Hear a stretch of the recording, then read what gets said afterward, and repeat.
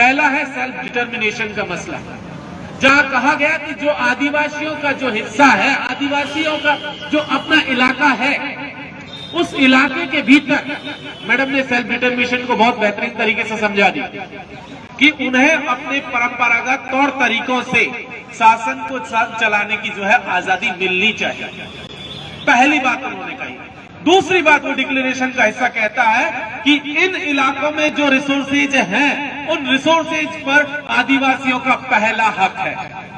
आदिवासियों को बंदूक की नोक पर मारा जा रहा है, उन्हें जमीनों से बेदखल किया जा रहा है ताकि इन रिसोर्सेज को छीना जा सके, और वो हो रहा है। लगातार हम देख रहे हैं कि इस देश की सरकारों ने आदिवासियों के खिलाफ एक जंग छेड़ी हुई है और लगातार उनकी जमीनें छीने जा रही है। आपको बिल्कुल भी ये भूलने की जरूरत नहीं है कि पिछले 1.5 साल से भी लंबा वक्त हो चला है जब हसदेव के भीतर अडानी जंगल काट रहा है।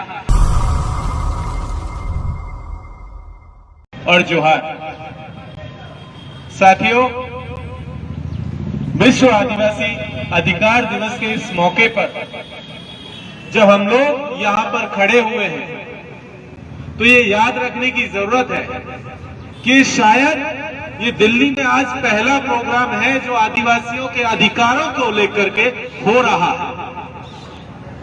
अन्यथा आप देखेंगे कि आदिवासियों के भी कोई अधिकार हैं, इस पर कोई चर्चा ही कभी नहीं करता है। कोई जानता ही नहीं है कि आदिवासियों के भी कोई हक हुकूक है अलग से, जिसको लेकर के इस देश के संविधान में कुछ प्रोविजंस रखे गए हैं और यूनाइटेड नेशंस का डिक्लेरेशन भी कुछ कहता है, उनका चार्टर भी कुछ बात उनको लेकर के अलग से कुछ कहता है। इसको लेकर के कभी कहीं पर कोई चर्चा हमें नहीं दिखाई देती। जब आज 13 सितंबर को हम लोग यहां खड़े हुए हैं, 2007 के भीतर यूनाइटेड नेशंस एक डिक्लेरेशन लेकर के आता है और उसमें कहा गया कि दुनिया भर में तमाम तरीके के कानून बनाए गए, अलग अलग मुल्कों ने संविधान बनाए, उसमें अपने लोगों के लिए अलग अलग तरीके के राइट्स दिए गए, लेकिन उसके बावजूद पूरी दुनिया भर में आदिवासी एक ऐसा तबका रहा कि तमाम तरीके के कानूनी प्रावधानों के बावजूद, संवैधानिक प्रावधानों के बावजूद आदिवासियों के साथ ज्यादती होती रही, उनके हक हुकूक को लगातार छीना जाता रहा। और इसीलिए यूनाइटेड नेशंस 1994 से लगा हुआ था कि आदिवासियों के हक और हुकूक दिए जाए। लेकिन आप देखेंगे कि 94 से लेकर के 2007 तक उस पर लेकर के यूनाइटेड नेशंस के भीतर भी कभी कोई चर्चा नहीं होने दी, उस प्रस्ताव को कभी पास नहीं होने दिया। ये देखिए कितनी विडंबना की चीज है। आप देखेंगे जब 2007 में वो डिक्लेरेशन आता है, दो बहुत महत्वपूर्ण बिंदुओं के बारे में बात करना बहुत जरूरी है। पहला है सेल्फ डिटर्मिनेशन का मसला, जहां कहा गया कि जो आदिवासियों का जो हिस्सा है, आदिवासियों का जो अपना इलाका है, उस इलाके के भीतर मैडम ने सेल्फ डिटर्मिनेशन को बहुत बेहतरीन तरीके से समझा दी कि उन्हें अपने परंपरागत तौर तरीकों से शासन को चलाने की जो है आजादी मिलनी चाहिए। पहली बात उन्होंने कही। दूसरी बात वो डिक्लेरेशन का हिस्सा कहता है कि इन इलाकों में जो रिसोर्सेज हैं, उन रिसोर्सेज पर आदिवासियों का पहला हक है। ये बात वो डिक्लेरेशन कहता है। इसके अलावा भाषा से लेकर के, कल्चर से लेकर के, रिलीजन से लेकर अलग अलग मसलों पर बात करता है। लेकिन ये तो सबसे कोर बिंदु है। हमारे देश के संविधान में भी इसको लेकर के बात कही गई। शेड्यूल 5 और शेड्यूल 6 का जो प्रोविजन है हमारे देश के संविधान में, इन्हीं सब चीजों को मद्देनजर रखते हुए हमारे जो पूर्वज थे उन्होंने किया गया था। ये प्रोविजन हमारे कॉन्स्टिट्यूशन का हिस्सा है। यूनाइटेड नेशंस के डिक्लेरेशन से पहले ये हमारे हिस्से थे। लेकिन हुआ क्या? हुआ ये कि आदिवासी बाहुल इलाकों को जो है मान लिया गया कि हाँ ये जो है शेड्यूल 5 और शेड्यूल 6 का हिस्सा है, लेकिन वो जो हक और हुकूक मिलना चाहिए था सेल्फ डिटर्मिनेशन वाला, जिसका कि यूनाइटेड नेशंस का चार्टर कहता है, डिक्लेरेशन कहता है, वो नहीं दिया गया। पेसा एक्ट के तहत ग्राम सभाओं को वो अनुमति दी गई कि आप अपने इलाकों में एकदम छोटे से छोटे लेवल पर जो है आपके पास गवर्निंग के अधिकार होंगे। लेकिन आज की तारीख में आप देखिए पूरे देश में ग्राम सभाओं के अधिकारों को किस तरीके से खत्म किया गया, उनको वायलेट किया गया। उनके नाम पर फर्जी ग्राम सभाएं प्रशासन ने तैयार की ताकि अपने फेवर में पॉलिसीज बनाई जा सके, ताकि अपने फेवर में वहां पर उन जमीनों का अतिक्रमण और अधिग्रहण किया जा सके। इसीलिए जो है ग्राम सभाओं का लगातार वायलेशन हुआ, उनके अधिकारों को लगातार कर्टेल किया गया। अभी फॉरेस्ट कंजर्वेशन बिल 2022 जो अभी आ रहा है, उसमें भी ग्राम सभाओं के अधिकारों को खत्म किया जा रहा है और कहा जा रहा है कि जो सिविल ऑफिसर्स हैं, जो डिस्ट्रिक्ट एडमिनिस्ट्रेशन होगा, उसके पास ज्यादा राइट्स होंगे। अब आप सोचिए कि कॉन्स्टिट्यूशन के प्रोविजंस के बावजूद, यूनाइटेड नेशंस के डिक्लेरेशन के बावजूद भी आदिवासियों के हक और हुकूक के ऊपर लगातार इस देश की सरकारें हमला कर रही है, वो चाहे केंद्र की सरकार हो, चाहे राज्यों की सरकारें। दूसरी बात कि ऑनरशिप का जो मसला था कि इन इलाकों के भीतर जितना भी रिसोर्सेज है, चाहे जमीन हो, जंगल हो और उसके साथ साथ उसमें जो होने वाले मिनरल्स हैं, उन तमाम के ऊपर आदिवासियों का पहला हक होगा। लेकिन हम देख रहे हैं कि इन्हीं रिसोर्सेज को लूटने के लिए लगातार पिछले 75 सालों से आदिवासियों को बंदूक की नोक पर मारा जा रहा है, उन्हें जमीनों से बेदखल किया जा रहा है ताकि इन रिसोर्सेज को छीना जा सके, और वो हो रहा है। लगातार हम देख रहे हैं कि इस देश की सरकारों ने आदिवासियों के खिलाफ एक जंग छेड़ी हुई है। उस जंग में लगातार आदिवासियों को जेल भेजा जा रहा है, निर्दोष लोगों को उठा करके जेल भेज दिया गया। आप याद कीजिए गोमपाड़ में जो हुआ था 2009 में, जिसमें हिमांशु कुमार जी को जो है सुप्रीम कोर्ट में जाकर के अपनी याचिका दायर करनी पड़ी थी और उसके खिलाफ हिमांशु जी के खिलाफ आज फाइन लगा हुआ है। गोमपाड़ मैसेकर आज की तारीख में क्लियर है कि वो फर्जी मैसेकर था। गवर्नमेंट की एजेंसीज ने कहा, जो जांच कमेटी बैठी, सारकीगुड़ा को याद कीजिए, सारकीगुड़ा में जो है अग्रवाल, जो जस्टिस अग्रवाल थे, मध्य प्रदेश हाईकोर्ट के रिटायर्ड अग्रवाल साहब, उनकी अध्यक्षता में जो कमेटी बनी, उसने कहा था कि सारकीगुड़ा का जो मैसेकर था वो फर्जी मैसेकर है। लेकिन उसके बावजूद भी कोई कार्रवाई उन लोगों के ऊपर नहीं हुई जिन्होंने आदिवासियों को मारा था, और लगातार उनकी जमीनें छीने जा रही है। आपको बिल्कुल भी ये भूलने की जरूरत नहीं है कि पिछले 1.5 साल से भी लंबा वक्त हो चला है जब हसदेव के भीतर अडानी जंगल काट रहा है। वहां पर कांग्रेस की सरकार है और अडानी को जमीन है 2015-16 से मिली हुई थी, तब से आदिवासी विरोध कर रहे थे। और तब जब कांग्रेस विपक्ष में थी, उन्होंने कहा था कि अगर हमारी सरकार बनती है तो आदिवासियों को उनकी जमीनें वापस लौटाई जाएगी और अडानी का कॉन्ट्रैक्ट कैंसिल होगा। लेकिन उल्टा हुआ, हमने देखा कि अडानी को कॉन्ट्रैक्ट और मिलते चले गए, नए नए खदान मिले और जमीनें आदिवासी लगातार बेदखल होते चले गए। आपको जानकर के हैरानी होगी, जो कॉन्ट्रैक्ट मिला उसमें जो पेड़ काटे गए, जो 1000 साल पुराने पेड़ है, कई तरीके के पेड़ आप देखेंगे, पता चलेगा एक पेड़ को काटने की कीमत सरकारी मुआवजा 150 रुपया दिया गया।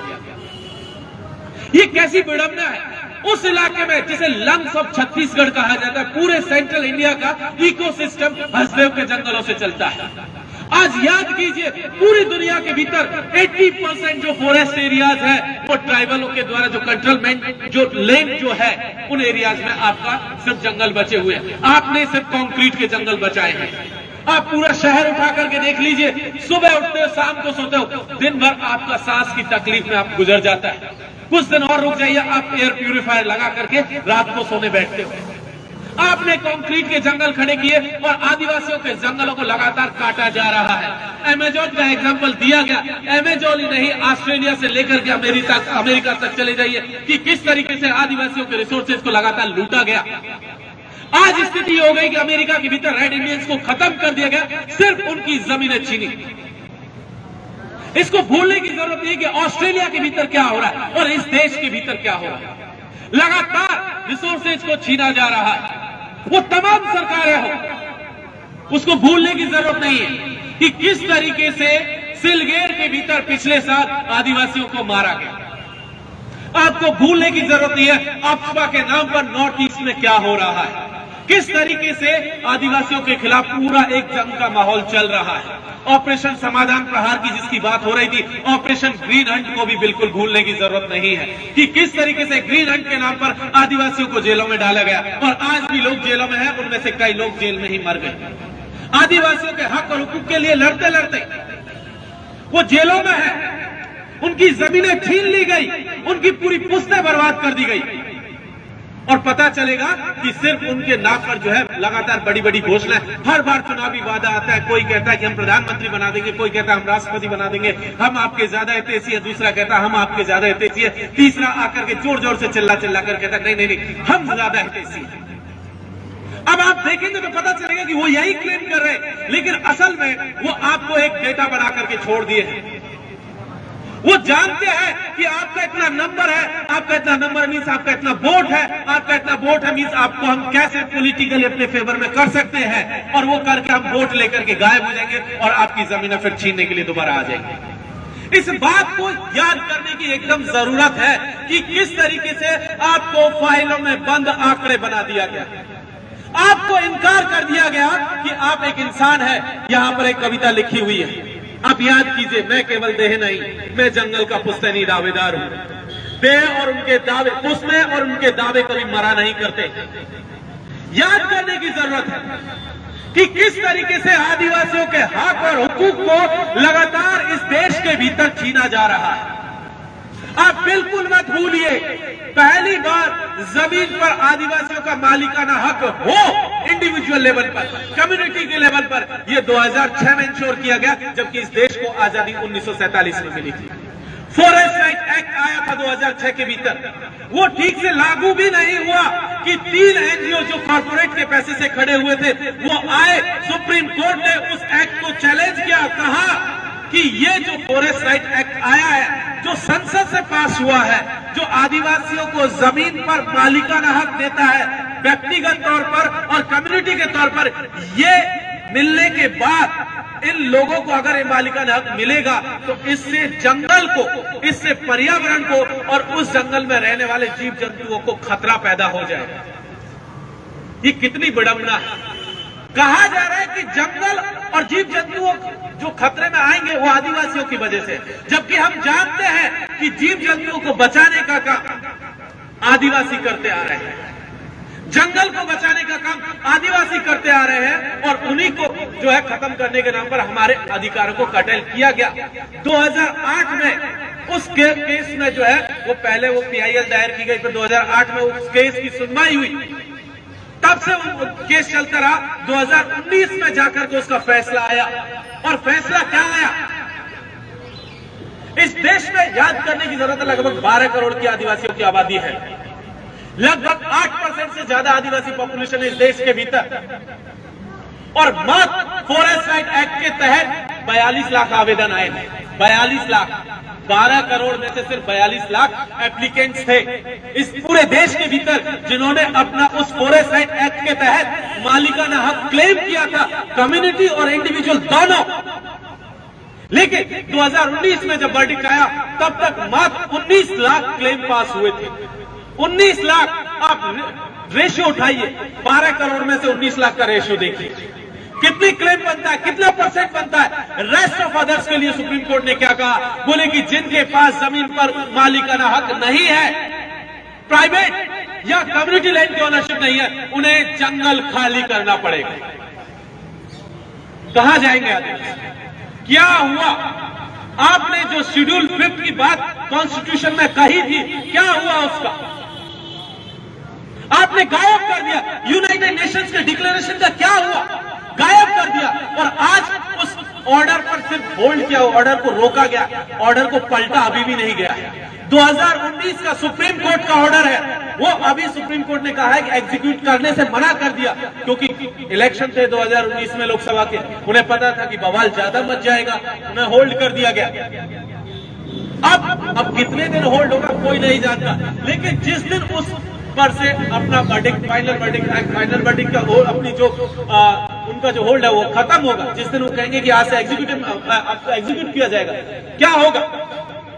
12 करोड़ में से 19 लाख आदिवासियों को तो कम्युनिटी के और प्रॉपर्टी के प्राइवेट राइट्स मिल जाएंगे, बाकी लोग कहां जाएंगे? ये याद करने की जरूरत है 13 सितंबर को जब हम आदिवासी अधिकार दिवस मना रहे हैं। ये पूछने की जरूरत है कि वो आदिवासी कहां जाएंगे जब सुप्रीम कोर्ट का ऑर्डर आएगा।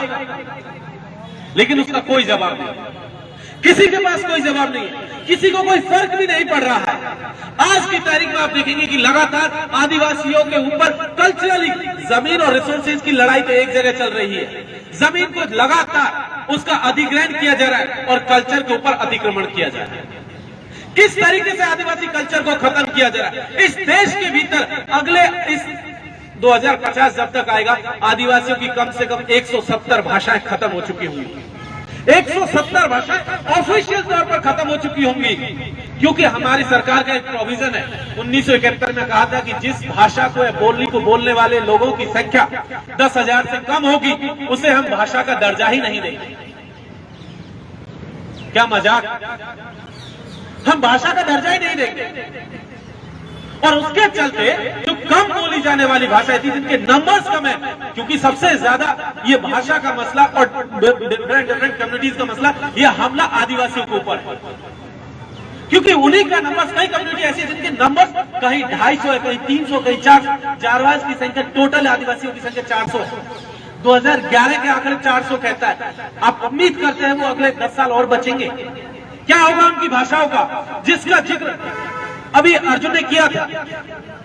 अमेज़न के जंगल में रहने वाली उस कम्युनिटी का आखिरी जो सदस्य था वो चल बसा। क्या हुआ था उस कम्युनिटी के साथ में? याद कीजिए 1990 में जब पॉलिसीज आई थी, लिबरलाइजेशन और ग्लोबलाइजेशन की पॉलिसी के नाम पर, ब्राजील में भी उसी पॉलिसी के जरिए प्राइवेट प्लेयर्स को जंगल दिए गए। जो किसानी करने वाले लोग थे बाहर से लाए गए, उन जंगलों में बसाए गए, और वो जो किसानी करने के लिए बाहर से लोग आए थे उन्होंने आदिवासियों को जहर दिया था।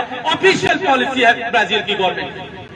जहर देकर के पूरी कम्युनिटी को मार दिया गया। जो लोग बचे 96 में ब्राजील की सरकार की गोलियों से मारे गए, वो आखिरी सदस्य था जो उस गोली से बचा था। 1996 से लेकर के 2022 तक वो अकेला सदस्य जिंदा रहा किसी तरीके से, जिसे द मैन ऑफ होल के नाम से जाना गया। वो आखिरी सदस्य था, वो इस साल चल बसा। इसी तरीके से इस देश के भीतर भी आदिवासियों की जो कम्युनिटी की लगातार संख्या घट रही है, लेकिन किसी को चिंता नहीं। अगर चिंता है तो सिर्फ उनकी जमीनों की, उनके रिसोर्सेज की, कि किस तरीके से उनको लूटा जा सके, किसी अडानी को, किसी अंबानी को, किसी और को दिया जा सके। सिर्फ इस चीज की चिंता है। आप याद कीजिए, पूरा हिस्ट्री उठाकर देख लीजिए, पूरा एकेडमिक डिस्कोर्स उठा करके देख लीजिए, कहीं आदिवासियों का कोई जिक्र है? नहीं है। और मैं गारंटी के साथ या दावे के साथ कह रहा हूं, जितने हीरोज के पोस्टर लगे हुए हैं, मैं बता सकता हूं आप में से आधे से लोग ऐसे हैं जो सबको नहीं जानते। इसको लगाने की वजह यही थी कि भाई हम अपना इतिहास को क्लेम करें, हम अपना पास्ट को क्लेम करें कि कौन लोग हैं, क्या किया था। जिस व्यक्ति की तस्वीर तिलका मांझी 1770 में अंग्रेजी हुकूमत के खिलाफ बगावत की थी, भागलपुर का पहला कलेक्टर क्लीवलैंड, उसको मार गिराया था तीर से। उसको कोई नहीं जानता। कौन लोग हैं ये सब लोग? जयपाल संविधान सभा मेंबर, अल्लूरी सीताराम राजू 1920 का पूरा मूवमेंट तेलुगु इलाके में चला रहे हैं। कोमरम भीम की तस्वीर वो लेकर के खड़े हुए हैं। जल जंगल जमीन का नारा पहली बार कोमरम भीम देते हैं, कोई नहीं जानता। टंटा मामा, रॉबिन हुड ऑफ इंडिया, वो सब 1880 के आसपास पूरा जो मालवा का इलाका है उसमें लड़ाई लड़ रहे हैं, आदिवासियों की भीलों की लड़ाई। इतिहास को आप देखेंगे तो पता चलेगा कि बहुत सारा है, लेकिन उसको इग्नोर कर दिया गया। इसी तरीके से रिलीजन का मामला क्या हो रहा है? आजादी से पहले आदिवासियों का अपना रिलीजन था, उसको कॉलम मिला हुआ था। कहीं जगह एबोरिजिनल के नाम से मिला हुआ था, कहीं इंडिजीनियस के नाम से मिला हुआ था, कहीं प्रिमिटिव के नाम से है, कहीं ट्राइब्स के नाम से है, लेकिन उसके पास उसकी अपनी एक सेपरेट आइडेंटिटी थी। आजादी के बाद बड़ा खेला हुआ और आदिवासियों को जबरदस्ती हिंदू फोल्ड में डाल दिया गया। कुछ लोग जो अदर रिलीजन को फॉलो करते थे उनके लिए अलग सेपरेट रखा गया, लेकिन जिन्होंने कोई अपनी आइडेंटिटी शो नहीं की थी, उन्होंने अपने से नहीं बताया था कि मैं क्रिश्चियन हूं, कि मैं बौद्ध हूं, कि मैं जैन हूं, उन सबको हिंदू में बना दिया गया। ये पूरा पॉलिटिक्स हुआ और उस पॉलिटिक्स का नतीजा यह हुआ कि आदिवासी जो ट्राइबल रिलीजियस आइडेंटिटी थी उसको खत्म कर दिया गया, और खत्म करके पहले उसको अदर में डाला गया। आज की कंडीशन यह है कि अदर को हटा दिया गया। आपके पास कोई ऑप्शन नहीं है।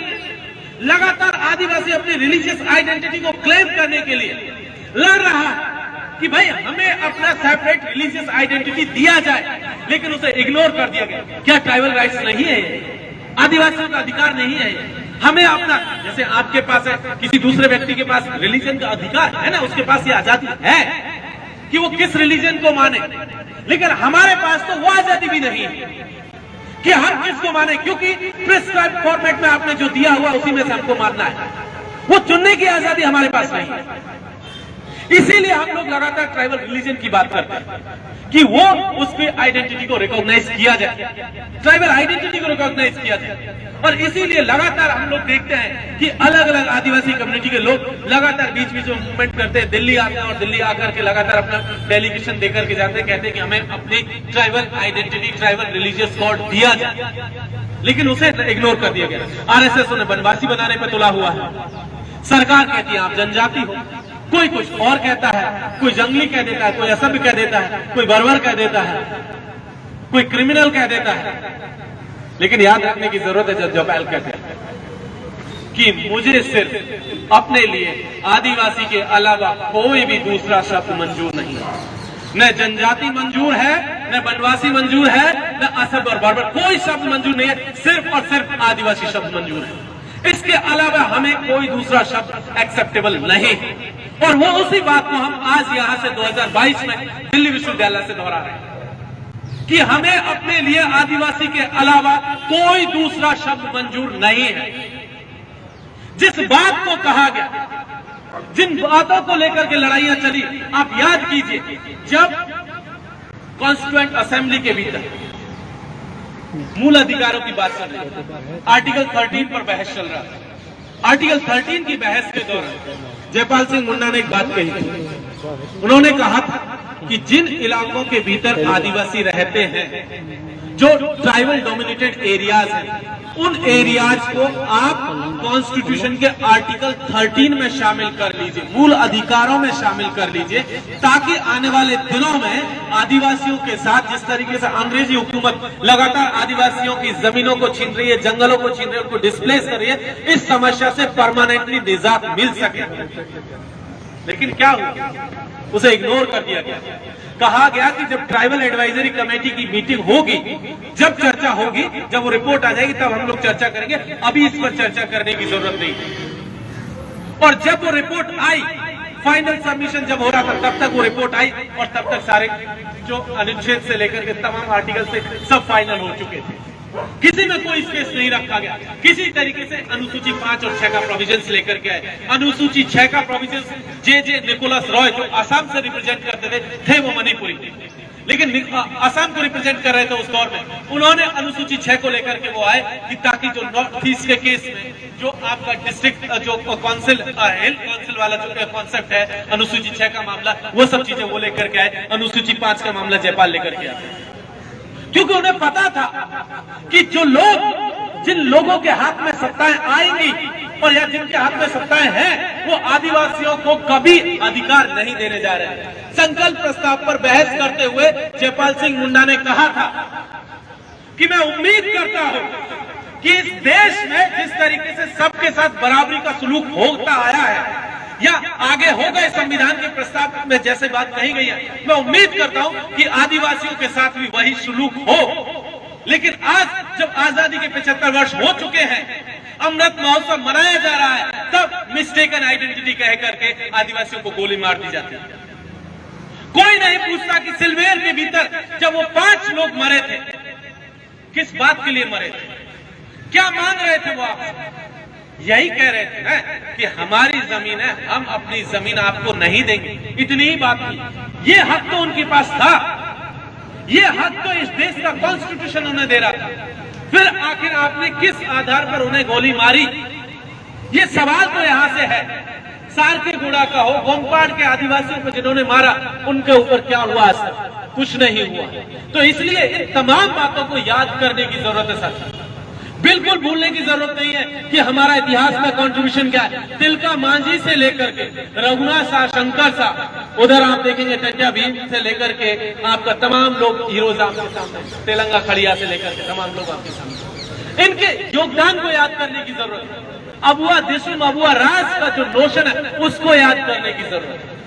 वो क्या कहते हैं भाई, हम अपना जो इलाका, हम दुनिया में अतिक्रमण करने नहीं जाते। आप देखेंगे तो पाएंगे आदिवासियों ने कभी भी एम्पायर्स खड़े नहीं किए, उन्होंने कभी भी साम्राज्य अपने नहीं बढ़ाए। उन्होंने अपनी जो टेरिटरी थी, उसी टेरिटरी के भीतर अपने आप को जिंदा रखा। वो नहीं गए कि वो झारखंड से चल करके भी दिल्ली पर आकर के हमला कर दे, वो कभी नहीं आए। आप दिल्ली से चल करके झारखंड और छत्तीसगढ़ गए, आदिवासी आपके इलाकों में नहीं है, तो फिर आप किस आधार पर क्या करने के लिए आदिवासी इलाकों में गए, ये सवाल यहां से पूछने की जरूरत है।